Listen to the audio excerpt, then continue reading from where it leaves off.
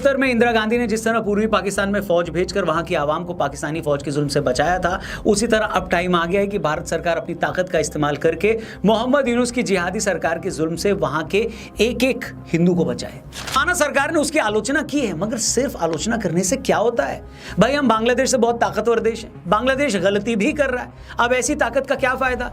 मैं तो कहता हूं इसका फायदा उठाइए, जिससे एक पिद्दी सा देश हिंदुओं पर जो जुल्म कर रहा है वो उसे रोके और उनको ये समझ में आए कि अगर वो नहीं रुका तो हर हाल में उनका वो हाल करेंगे कि उनकी 7 पुश्तें याद रखेंगी। नमस्कार दोस्तों, लॉजिक ग्रेड चैनल के एक और वीडियो में आप सभी का स्वागत है। तो दोस्तों, आज हम जो वीडियो देखने वाले हैं वो है आरजे रौनक की, और वीडियो का जो टाइटल है वो है सेव बांग्लादेशी हिंदूज, यानी कि भाई यूनुस खान ने हद पार कर दी इस बार।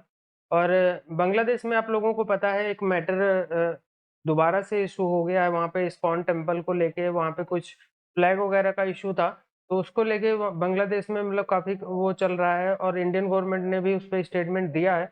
लेकिन इसके बारे में आरजे रौनक डिटेल में बताएंगे इस वीडियो में। तो शुरू करते हैं वीडियो, और वीडियो शुरू करने से पहले चैनल को सब्सक्राइब कर लेना और बेल आइकन प्रेस कर देना ताकि मेरी वीडियोस आप लोगों को मिलती रहे। तो करते हैं वीडियो स्टार्ट और मिलते हैं वीडियो के एंड में। इस वक्त देश में हर कोई यही चाह रहा है कि भारत सरकार बांग्लादेश में अब सीधे कोई मिलिट्री इंटरवेंशन करे, सीधे वहां पर अपनी आर्मी भेजे, उसे जो भी करना है करे, मगर बांग्लादेश में हिंदुओं के खिलाफ जो हिंसा हो रही है उसे रोके। 71 में इंदिरा गांधी ने जिस तरह पूर्वी पाकिस्तान में फौज भेजकर वहां की आवाम को पाकिस्तानी फौज के जुल्म से बचाया था, उसी तरह अब टाइम आ गया है कि भारत सरकार अपनी ताकत का इस्तेमाल करके मोहम्मद यूनुस की जिहादी सरकार के जुल्म से वहां के एक एक हिंदू को बचाए। हम कहने को तो दुनिया की 5वीं सबसे बड़ी अर्थव्यवस्था है, 4थी सबसे बड़ी मिलिट्री ताकत है, मगर उस सबका क्या फायदा अगर हमारे बगल में बैठा एक पिद्दी सा देश हिंदू कम्युनिटी के खिलाफ जंग छेड़ दे? क्या हम लोग हाथ पर हाथ रखकर ये तमाशा देखते रहेंगे? आप ही बताइए। ये सवाल मैं पूछना चाहूंगा, क्या कसूर था चिन्मय कृष्ण दास का? वो बेचारे तो बांग्लादेश में हिंदुओं के खिलाफ हो रही हिंसा के खिलाफ आवाज उठा रहे थे, वो बेचारे तो इस चीज को लेकर मुद्दा बना रहे थे कि बांग्लादेश में हिंदुओं के खिलाफ हो रही हिंसा रुकनी चाहिए, मगर उन्हें अपनी आवाज उठाने के लिए गिरफ्तार कर लिया गया। उन पर इल्जाम लगाया गया कि 25 अक्टूबर की उनकी रैली में बांग्लादेश के झंडे के ऊपर किसी ने सनातन का झंडा लगा दिया था। इस बात पर सीधे उनके खिलाफ देशद्रोह का मुकदमा दायर कर दिया गया। कोर्ट ने इस मामले में उन्हें जमानत भी नहीं दी। कोर्ट और पुलिस के इस रवैये के खिलाफ जब हिंदुओं ने आवाज उठाई तो पुलिस ने उन पर ही लाठियां चलाई, आंसू गैस के गोले छोड़े, और तो और हिंदू प्रदर्शनकारियों को मारने के लिए वहां जमात इस्लामी के लोग भी आ गए। वो भी पुलिस के साथ मिलकर इस भीड़ पर पत्थर मारने लगे। आप ही सोचिए, किसी देश में जुल्म की इससे ज्यादा इंतहा और क्या हो सकती है? पहले तो एक कम्युनिटी को टारगेट करो, इस हिंसा के खिलाफ वो कम्युनिटी आवाज उठाए तो उसे मारो, फिर उस कम्युनिटी का कोई धार्मिक नेता इसके खिलाफ आवाज उठाए तो उस पर झूठा मामला चलाकर उसे अरेस्ट कर लो। आपको बता दूं, 5 अगस्त को शेख हसीना को सत्ता से हटाने के बाद जब से मोहम्मद यूनुस आए हैं तब से हिंदुओं के खिलाफ सैकड़ों हमले हो चुके हैं। इन हमलों में कई हिंदुओं की मौत हो चुकी है। बांग्लादेश के 52 जिलों में हिंदुओं पर 200 से ज्यादा हमले हुए। इस दौरान हिंदुओं के 22 धार्मिक स्थलों पर अटैक किए गए और मोहम्मद यूनुस की सरकार ने अपने पॉलिटिकल राइवल्स के अगेंस्ट 1600 मामले दर्ज कराकर 2 लाख लोगों के खिलाफ मुकदमे भी दर्ज करवा दिए। इसके बावजूद मोहम्मद यूनुस से कुछ दिन पहले अल जजीरा के एक इंटरव्यू में जब पूछा गया कि बांग्लादेश में हिंदुओं पर हिंसा क्यों हो रही है, तो वो बोले कि ये सब इंडिया का प्रोपेगेंडा है, बांग्लादेश में सब कुछ ठीक चल रहा है। अभी पिछले महीने दुर्गा पूजा का त्योहार था। उस वक्त बांग्लादेश के इस्लामिक जिहादियों ने कैसे इन पंडालों पर हमले किए, इसे पूरी दुनिया ने देखा। ढाका के बगल के एक इलाके में हिंदू हर साल की तरह खुले मैदान में दुर्गा पूजा का पंडाल लगाने वाले थे, लेकिन इन जिहादियों ने पुलिस को धमकी दे दी कि हम इन लोगों को खुले में पंडाल लगाने नहीं देंगे, और इन लोगों ने अगर ऐसा किया तो फिर उसकी जिम्मेदारी पुलिस की होगी। इन धमकियों के बाद मजबूर होकर हिंदुओं को एक छोटी सी जगह पर यह कार्यक्रम करना पड़ा। फिर चिटगांव में एक इस्लामिक संगठन से जुड़े 6 लोग मंदिर के अंदर घुसे और वहां पर मजहबी गाने लगे। मंदिर में जाकर लोगों को कहने लगे कि तुम कन्वर्ट हो जाओ।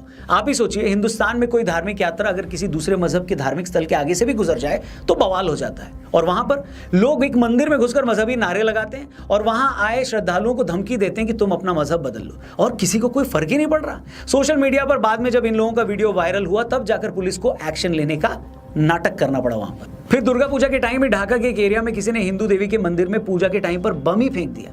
ऐसे ही एक और मंदिर में किसी ने चाकू लेकर 5 श्रद्धालुओं को जख्मी कर दिया। ये तो मैं उन हमलों की बात कर रहा हूं दोस्तों जो दुर्गा पूजा के टाइम हुए थे। वैसे तो हिंदू मंदिरों पर हमले वहां रोज ही हो रहे हैं। जिस टाइम पर हम वीडियो बना रहे हैं उसी वक्त ये खबर आई है कि चिटगांव की काली मंदिर पर जमात इस्लामी के कार्यकर्ताओं ने अटैक कर दिया है। उससे पहले एक हमला चिटगांव के लोकनाथ धाम के एक मंदिर पर भी किया गया। पुलिस जिस के हाथ में कलावा बंदा देख रही थी उसे अरेस्ट कर रही थी। 25 नवंबर को इन्हीं जिहादियों ने चिटगांव यूनिवर्सिटी से जुड़े एक टीचर कुशल बरन चक्रवर्ती पर हमला करके उन्हें जख्मी कर दिया था। गोस्वामी दुर्गापुर एरिया में भी जिहादियों ने एक काली मंदिर में तोड़फोड़ कर दी थी। ऋतु चक्रवर्ती नाम की एक लड़की को जमात इस्लामी के आतंकियों ने लव जिहाद के जाल में फंसाकर कन्वर्ट भी कर दिया। ऐसे एक नहीं, ना जाने कितने मामले हैं। अगर एक एक घटना का जिक्र यहां करूंगा ना तो इस वीडियो को शायद पूरा होने में एक दिन भी कम पड़ जाए। और अगर आपको लग रहा है कि ये हमले छोटी मोटी जगहों पर हुए हैं तो शायद आपको ये नहीं पता कि अक्टूबर महीने में बांग्लादेश में क्या हुआ था। आपको जानकर हैरानी होगी, 2021 में मार्च के महीने में प्रधानमंत्री मोदी सतखीरा इलाके के काली शक्तिपीठ में पूजा की थी उन्होंने, और मूर्ति पर चढ़ाने के लिए एक मुकुट भी गिफ्ट किया था। शर्म की बात है कि पिछले महीने इस मुकुट को ही कोई मंदिर से चोरी करके ले गया। मतलब इससे ज्यादा शर्म की और क्या बात हो सकती है कि आपके पड़ोसी देश का प्रधानमंत्री एक मंदिर में आता है, एक मुकुट भेंट करता है, और बांग्लादेश की सरकार उसे तक प्रोटेक्ट नहीं कर पाती। अब आप सोचिए, जब भारत के प्रधानमंत्री का भेंट किया मुकुट बांग्लादेश के मंदिर में सेव नहीं है, तो बांग्लादेश के बाकी मंदिरों का क्या ही हाल होगा। अब बांग्लादेश में हिंदुओं की सिचुएशन पर मेरा गवर्नमेंट और ऑपोजिशन दोनों से कुछ सवाल है। पहले तो मैं विपक्ष से पूछना चाहूंगा कि भाई आप लोग हर दूसरे दिन गाजा में जो हो रहा है उसे लेकर इजराइल को कंडेम करते हो। भारत में अल्पसंख्यकों के खिलाफ एक आध मामला भी आ जाए तो आपको लगता है कि पूरे के पूरे देश की धर्मनिरपेक्षता खतरे में आ गई है। अब जब बांग्लादेश में 4 महीने से मोहम्मद यूनुस की सरकार ने हिंदुओं के खिलाफ कत्लेआम मचा रखा है तो तुमसे कुछ बोला नहीं जा रहा, तुम्हारे मुंह में दही जम गई है। तुम लोगों को बात बात पर हिंदुस्तान का संविधान खतरे में नजर आता है। तुमने एक बार भी वर्ल्ड फोरम पर यह मुद्दा उठाया क्या कि मोहम्मद यूनुस किस हैसियत से आज बांग्लादेश की टॉप पोजीशन पर बैठे हुए हैं? बांग्लादेश के संविधान के हिसाब से तो वहां पर कोई इंटरिम पीएम बन ही नहीं सकता, और बन भी गया तो कितने टाइम के लिए? मोहम्मद यूनुस खुद कहते हैं कि वो 4 साल तक इस पोस्ट पर रह सकते हैं। मतलब जिस आदमी को ना जनता ने चुना, जिसने ना कोई इलेक्शन लड़ा, जिसके पास ना कोई रेफरेंडम है, वो किस हैसियत से बांग्लादेश की टॉप पोजीशन पर बैठकर हिंदुओं के खिलाफ जुल्म ढा रहा है? बताओ। मैं पूछना चाहूंगा कि जब तुम पूरी दुनिया के फटे में टांग अड़ा सकते हो, कुछ कांग्रेसी नेता तो विदेशों में जाकर भारत की इज्जत का जुलूस भी निकाल देते हैं, उन नेताओं में क्या इतनी भी गैरत नहीं है कि वो बांग्लादेशी हिंदुओं के लिए एक शब्द भी बोल पाए? मतलब आप इन लोगों का फट्टूपना देखो। अमेरिका में बैठा डोनाल्ड ट्रंप इतनी हिम्मत दिखा सकता है कि वो बांग्लादेश की सरकार को धमकी दे दे कि तुम हिंदुओं के खिलाफ जुल्म बंद करो, मगर भारत में बैठी विपक्षी पार्टियों में से किसी में इतना गूदा नहीं है कि वो बांग्लादेश को क्रिटिसाइज कर पाए। अब ये क्रिटिसाइज क्यों नहीं करते वो भी सुन लीजिए। दरअसल बहुत सारी विपक्षी पार्टियों को लगता है कि अगर बांग्लादेश में हिंदुओं पर जो जुल्म हो रहा है उसके खिलाफ इन्होंने अगर आवाज उठाई या उन लोगों को टारगेट किया जो हिंदुओं पर जुल्म कर रहे हैं तो इससे भारत में बैठा इनका वोट बैंक नाराज हो जाएगा। इन्हें उस वोट बैंक का इतना खौफ है, तभी तो 1 साल होने को आ गया, राम मंदिर बनने के बाद आज तक वहां कभी दर्शन करने नहीं गए। क्यों नहीं गए? क्योंकि इन्हें डर है कि अगर ये वहां गए तो इनका वोट बैंक नाराज हो जाएगा। बांग्लादेश में हिंदुओं के खिलाफ वायलेंस पर भी ये इसलिए नहीं बोलते क्योंकि इनको लगता है कि अगर ऐसा किया तो यहां बैठा इनका वोट बैंक नाराज हो जाएगा। अब ये बात हो गई विपक्ष की। अब मेरा भारत सरकार से भी बड़ा सीधा सा सवाल है कि आप लोग खुद को हिंदुओं का रहनुमा बताते हैं, इसके बावजूद क्या रीजन है कि हम लोग बांग्लादेश में जो हो रहा है उसका सिर्फ तमाशा देखे जा रहे हैं? माना सरकार ने उसकी आलोचना की है, मगर सिर्फ आलोचना करने से क्या होता है? भाई हम बांग्लादेश से बहुत ताकतवर देश है, बांग्लादेश गलती भी कर रहा है, अब ऐसी ताकत का क्या फायदा? मैं तो कहता हूं इसका फायदा उठाइए, जिससे एक पिद्दी सा देश हिंदुओं पर जो जुल्म कर रहा है वो उसे रोके, और उनको ये समझ में आए कि अगर वो नहीं रुका तो हर हाल में उनका वो हाल करेंगे कि उनकी 7 पुश्तें याद रखेंगी। माना कि बांग्लादेश के मामले पर बोलना दूसरे देश के मामले में दखलंदाजी हो जाएगा, लेकिन जब आपकी कम्युनिटी सिर्फ कुछ ही देशों में है तो आपका फर्ज बनता है कि आप हर हाल में और हर जगह उस कम्युनिटी की हिफाजत करें। इजराइल ने भी तो पूरी दुनिया के यहूदियों को कह रखा है कि वो जब चाहें इजराइल आकर बस सकते हैं अगर उन्हें अपने देश में खतरा लगता है तो। अभी हॉलैंड में एक फुटबॉल मैच में इस्लामिक जिहादियों की भीड़ ने इजरायली फैंस पर हमला कर दिया था, तो इजराइल ने स्पेशल फ्लाइट भेजकर उन फैंस को सही सलामत वापस लाया अपने यहाँ पर। इजराइल को लगा कि साउथ लेबनान से उसके नॉर्थ पर हमले होते हैं जिसके चलते वहां रहने वाले इजराइलियों को घर छोड़ना पड़ रहा है, तो उसने लेबनान का क्या हाल किया वो पूरी दुनिया ने देखा। 7 अक्टूबर 2023 के अटैक के बाद हमास का क्या हाल किया उसने, ये भी सबके सामने। तो मैं कहता हूं कि ऐसा ही स्टैंड हिंदुओं की सेफ्टी के लिए भारत सरकार क्यों नहीं उठा सकती? क्या बांग्लादेश जैसे देश को प्रेशर में लाना इतना मुश्किल काम है क्या? कब तक डिप्लोमेसी के प्रेशर में हम अपनी आंखों के सामने बांग्लादेशी और पाकिस्तानी हिंदुओं पर जुल्म होते देखते रहेंगे? बताइए, अफगानिस्तान में हिंदू खत्म हो चुके हैं, पाकिस्तान में खत्म जैसे ही हैं। बांग्लादेश में एक वक्त वहां की आबादी के 25-30% ये हुआ करते थे, और आज यही बांग्लादेशी हिंदू घटकर 8% भी रह गए हैं। लाखों करोड़ों बांग्लादेशी हिंदुओं को मारकर, भगाकर, कन्वर्ट करके उनकी जमीनों पर कब्जे कर लिए गए। आज जो 1 करोड़ बांग्लादेशी हिंदू अपने वजूद की लड़ाई लड़ रहे हैं, अगर इस मौके पर भारत ने इनका साथ नहीं दिया तो ये भी हिम्मत हार बैठेंगे। फिर जैसे अफगानिस्तान और पाकिस्तान से हिंदू खत्म हुए वैसे ही बांग्लादेश से भी खत्म हो जाएंगे। मगर इससे पहले कि ऐसी नौबत आए, सरकार को कुछ करना ही होगा। बांग्लादेशी हिंदुओं को ताकत देनी ही होगी। हाथ पर हाथ रखे बैठकर हम अपने भाइयों पर यूं जुल्म होता नहीं देख सकते। दोस्तों, आपको क्या लगता है इस मामले से कैसे निपटना चाहिए? जो भी आपकी राय हो, जो भी आप सोचते हैं, कमेंट करके जरूर बताइएगा। और ये वीडियो बड़ी जिम्मेदारी के साथ हर एक दोस्त तक अपने पहुंचाइएगा, क्योंकि सच जानने का हक सबका है। इसे शेयर करिएगा, चैनल को भी सब्सक्राइब करिएगा। जल्दी मिलते हैं, अपना ख्याल रखिए। जय हिंद, वंदे मातरम। जी तो व्यूवर्स, वीडियो हमने देखा, वीडियो था आरजे रौनक का, बात कर रहे थे हिंदुओं के खिलाफ होने वाले अत्याचार की, और उन्हीं मजालिम पे जब कोई आवाज़ उठाता है तो उसको भी गिरफ्तार कर लिया जाता है, और गिरफ्तार नहीं किया जाता फिर उस पर इल्ज़ामात भी लगते हैं। और देखें आज एक झंडा लगाने पर इतना बड़ा अत्याचार, इतना बड़ा जुल्म और ये मजालिम। और बिल्कुल मैं एग्री करता हूँ, बल्कि मैंने एक वीडियो में भी कहा कि आरजे जो कह रहे हैं कि भारतीय फ़ौज को अब मुदाखलत करना पड़ेगी वहाँ पे जो रहने वाली हिंदू कम्युनिटी है उनको इन मजालिम से बचाने के लिए। नहीं तो ये आए रोज़ वाक़यात होते रहें कि ये रुकने के नहीं है, क्योंकि अभी बहुत सारा टाइम हो गया है, हुकूमत चेंज हो गई, हुकूमत संभाली, हुकूमत ने क्या क्या कर लिया, लेकिन नहीं रुका तो हिंदू पर होने वाला मजालिम नहीं रुका। आए रोज़ नई खबरें, नई बातें नहीं हो रही, और ये क्यों हो रहा है, और ये जानबूझकर सोची समझी एक साजिश के तहत हो रहा है। यार सही बात है। एक मतलब कि कल परसों से तो एक और मुद्दा है, एक मतलब कि एक ज्यादा एक हवा पकड़ी, क्योंकि ये जब से एक शेख हसीना की उधर से भाई एक सरकार गई है ना, या वो एक उधर से निकल गई है, तो ये तब से मतलब कि एक स्टार्ट हुआ है एक हिंदू कम्युनिटी पर अटैक वगैरह, और उनको एक खुलेआम टारगेट करना। ये उधर एक बहुत एक मतलब कि अब नॉर्मल बात हो चुकी है। अब एक सही है थोड़ा सा, अब लोगों ने बोला था कि यार ये चीज़ें स्टॉप करो, और फिर जाकर उन्होंने थोड़ा सा मतलब कि एक दिखावे के लिए कुछ एक्शन लिए भी थे, और एक मंदिरों के आगे उन्होंने एक सिक्योरिटी भी बढ़ाई थी। लेकिन सही बात है सर, रौनक ने अच्छी वीडियो है बनाई है कि उन्होंने ना ये एक मुद्दा उठाया है। और अगर देखा जाए ना तो हम अगर बोलते हैं ना कि पहले ठीक था बांग्लादेश में सब कुछ, ऐसा कुछ नहीं है। एक ही शेख हसीना थी जिसकी वजह से सब कुछ कंट्रोल था, वरना हमने तो इनका जो एक माइंड है ना वो पहले ही देखा हुआ था कि एक क्रिकेट का मैच हुआ था, तब भी हम वीडियोस देख रहे थे कि कितनी अवाम में नफरत है इंडियन लोगों को लेकर, इंडिया के खिलाफ। ये सब देख लें कि आज से पहले देख लें इंडिया ने अपनी फोर्सेस भेज कर इनके लोगों को बचाया था, या उस वक्त इतनी ज़्यादा हेल्प की थी बांग्लादेश की। आज वही है कि जो आंखें आगे से दिखा रहा है। लेकिन ये तो मेरे ख्याल में भाई प्रोपेगेंडा ही होगा,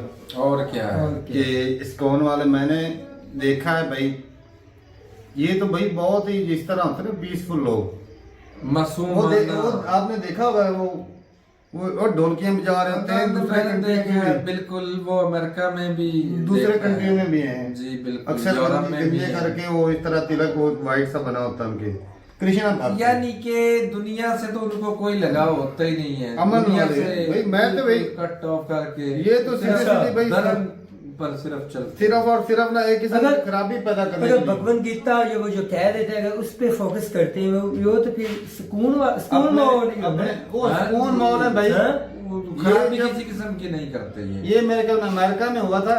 और ब्लेम देखो तारक साहब कौन सा लगा रहे हैं, मनी लॉन्ड्रिंग ये वो, और नहीं वो फ्लैग वाला अच्छा ये भाई फ्लैग वाली वो देशद्रोह आ गई कि नहीं। हमने इस मुद्दे पे बात की थी, अब भाई बोलेंगे कि टॉपिक वो नहीं, वो जो एक हिंदुस्तान के झंडे के ऊपर बीजेपी का झंडा, वो तो पार्टी का झंडा था, लेकिन वो हमने कहा था भाई साहब ये झंडे की डिसरिस्पेक्ट है, तो कहीं भाइयों ने बोला कि भाई हमें गाली नहीं उनकी कोई पार्टी तो नहीं है ना, वो पार्टी हो या कोई हो भाई साहब, देश का झंडा फिर भी ऊपर होता है, पार्टी से भी ऊपर होता है, ये भी फर्क है यार। मैं वो नहीं कह रहा हूँ, यहाँ पर एक यानी कि एक रिलीजियस झंडा रखा जैसे भी है, उस झंडे के ऊपर दूसरा झंडा रखा। यार मुद्दा तो ये है कि झंडे के ऊपर दूसरा, तो उससे डिसरिस्पेक्ट वो किसी नहीं, पार्टी का तो नहीं था। इतना ये सोच के बोलते हैं कि हिंदूज के साथ ही हो रहा है। अभी जैसे इनका आइडिया था कि भैया आर्मी भेज दो, आर्मी भेजना कोई आसान बात थोड़ी कोई है, आर्मी नहीं हो सकती। तभी तो मैंने बोला वो कि मैंने कहा हाँ रॉ वाला आइडिया ज्यादा अच्छा है, रॉ जाएगा, चुपचाप स्पाइस जाएंगे, कोवर्ट ऑपरेशंस होंगे, करें। जो वहाँ पे इविल सोच के इंसान हैं उनको ऊपर भेजा जाएगा, ये सब करना पड़ेगा। That is a good solution. ये नहीं कि तुम मिलिट्री भेज सकते हो, नहीं तुम मिलिट्री नहीं भेज सकते हो। वो कंट्री उन्होंने अपने आप को इस्लामिस्ट कंट्री बोला हुआ है, जो हिंदूज वहां रह रहे हैं उनको खुद ही ये समझ आ जाना चाहिए था बहुत पहले ही। और दूसरा मैं ये एंगल सोच रही थी, हम लोगों ने एक वीडियो किया था जिसमें एक पाकिस्तान में हिंदू लड़की थी जो इतनी मतलब प्रशंसा कर रही थी पाकिस्तान की। तो जब देखो जब तक उनके ऊपर कुछ होता नहीं है वो अपने आप को हिंदू जो है, अब हम लोग तो हिंदू हिंदू समझ के उनको करते हैं, पर वो एंगल सोचो, वो पाकिस्तान में बैठी हुई है, उसके लिए पाकिस्तान इज द बेस्ट, हिंदुओं के भी, क्योंकि उसको लगता है कि ये मेरी कंट्री है। और हम इंडिया ये तो मतलब हमने भी सुनी थी न्यूज़ में भाई बांग्लादेश में ने कराया वो मुंह के उनका जो इस्कॉन मंदिर का वो अरेस्ट कर लिया। अपने दोस्त छुपाकर ने भाई इतने ही न लूटपाट करी है, सत्ता थी मतलब इन्हें तब ये देखा मतलब प्रधानमंत्री भी हटा दिया, शेख हसीना मतलब भाजपा ने इंडिया में शरण ले रही है, लगा लेनी पड़ी इसने अपनी मतलब गलती छुपाने के मारे हुए कोई समझ वाला जो संचालक उसका मुंह के उसको वो गिरफ्तार कराया है। तो ये थी गाइस आज की वीडियो। और बांग्लादेश के जो हिंदूज के साथ हो रहा है, ये आज से नहीं हो रहा है भाई, जब से शेख हसीना हटी है तब से हो रहा है, और ये कई महीने से कंटिन्यू चली जा रहा है। तो इस पे जो अभी रौनक भाई ने बोला कि इंडियन अपोजिशन को नहीं बोलते, या ऐसा नहीं है, अपोजिशन तो ठीक है नहीं बोलती, वो बात अलग है, एक टॉपिक सही है कि भाई कंडेम करना चाहिए अगर कुछ हो रहा है ऐसा तो। और दूसरा ये है कि सबसे भाई मैं तो मानूंगा कि जो करंट गवर्नमेंट होती है, चाहे वो कोई भी हो, किसी भी पार्टी की हो, अगर इंडिया से बाहर कोई अगर ऐसा इशू खड़ा होता है, तो वो किसी के कंडेम करने या किसी के बोलने से किसी के उस पर ज़्यादा असर नहीं पड़ता, जितना कि अगर इंडियन गवर्नमेंट उस पर क्या एक्शन ले रही है, क्या उस पर डिप्लोमेसी कर रही है, क्या उस पर पॉलिसी चला रही है, उसके हिसाब से होता है। तो मैं तो बोलूँगा कि भाई इंडियन गवर्नमेंट को अब जितना सहन करना था वो कर चुकी है, और इस पे कोई ना कोई जो है एक्शन लेना चाहिए बांग्लादेश को सुधारने के लिए, या बांग्लादेश में मतलब एक दो टोक बात करे कि भाई अगर या तो ये रोको, नहीं तो हम कोई एक्शन लेंगे, सीधी सी बात है। और दूसरा ये कि मैं ये भी मानता हूँ कि ऐसा नहीं है, जो भी गवर्नमेंट होती हैं वो किसी भी कंट्री की हैं, अगर दूसरे देशों में कुछ करना होता है तो ऐसा नहीं है, वो बहुत सोच समझ के उस पर करना पड़ता है कि हो सकता है बैक चैनल पे कुछ ऐसे डिप्लोमेसी चल रही हो, कुछ ऐसा इंडिया उनके लिए जाल बुन रहा हो जहाँ की बांग्लादेश को फंसा सके वो। और मुझे लगता है कि अभी डोनाल्ड ट्रंप आ जाएंगे एज ए प्रेसिडेंट यूएसए के, तो हो सकता है बांग्लादेश के ऊपर कुछ टाइट मामला होगा, और ये यूनुस खान हो सकता है हटाया भी जाए या हट भी जाए, क्योंकि यूएसए का प्रेशर पड़ेगा, इधर इंडिया का प्रेशर पड़ेगा। तो ऐसा नहीं है, इंडिया कुछ ना कुछ तो ज़रूर कर रहा होगा। अब इसमें ये है कि जो हो रहा है अभी प्रेजेंट में 2-4 महीने से, वो गलत तो हो ही रहा है, और उसमें मे बी भाई जो इंडियंस हैं वो सारे इंडियन को कंडेम करना चाहिए कि जो ये हो रहा है ये गलत हो रहा है।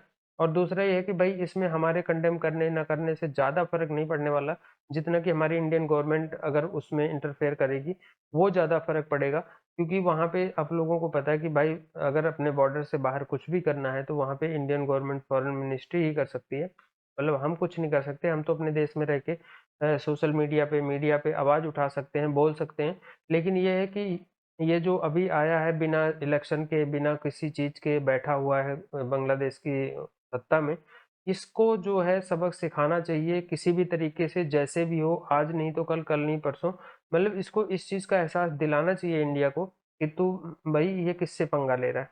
और इंडिया ने बहुत कंट्रीज़ को ऐसा सबक सिखाया है, इसकी तो औकात ही नहीं है बांग्लादेश की कुछ इंडिया के सामने।